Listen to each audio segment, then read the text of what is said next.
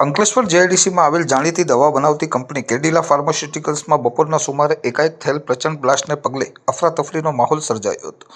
આ દુર્ઘટના કંપનીના MPP2 પ્લાન્ટમાં ત્યારે બની જ્યારે સોડિયમ કાર્બોનેટ લોડ કરવાની કામગીરી ચાલી રહી હતી। કેમિકલ લોડિંગની પ્રક્રિયા દરમિયાન અચાનક થયેલ ધડાકા સાથે પ્લાન્ટમાં ભીષણ આગ ફાટી નીકળી હતી, જેમાં ત્યાં ફરજ બજાવી રહેલ 2 કામદારો ગંભીર રીતે દાઝી ગયા હતા।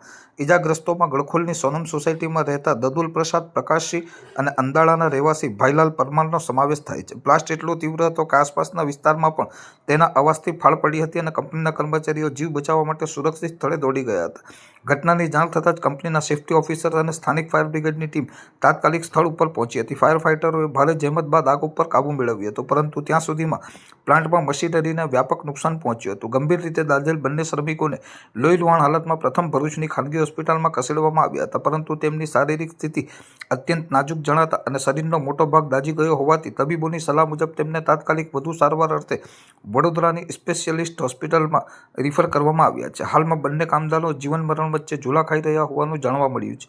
દુર્ઘટનાના સમાચાર મળતા જ ઇન્ડસ્ટ્રીયલ સેફ્ટી એન્ડ હેલ્થ વિભાગના અધિકારીઓ પણ દોડી આવ્યા હતા અને તપાસનો ધમધમાટ શરૂ કર્યો છે। પ્રાથમિક દ્રષ્ટિએ કેમિકલ રિએક્શન અથવા લોડિંગ પ્રક્રિયામાં ક્ષતિ હોવાની આશંકા સેવાઈ રહી છે, પરંતુ ચોક્કસ કારણ FSL અને ટેકનિકલ તપાસ બાદ જ સ્પષ્ટ થશે। બીજી તરફ અંકલેશ્વર પોલીસે પણ આ મામલે કંપનીના જવાબદાર અધિકારીઓના નિવેદન લેવાની પ્રક્રિયા શરૂ કરી છે। ઔદ્યોગિક નગરીમાં વારંવાર બનતી આવી આગની ઘટનાઓ ફરી એકવાર શ્રમિકોની સુરક્ષા અને કંપનીઓના સેફ્ટી ઓડિટ સામે ગંભીર સવાલો ઊભા કર્યા છે।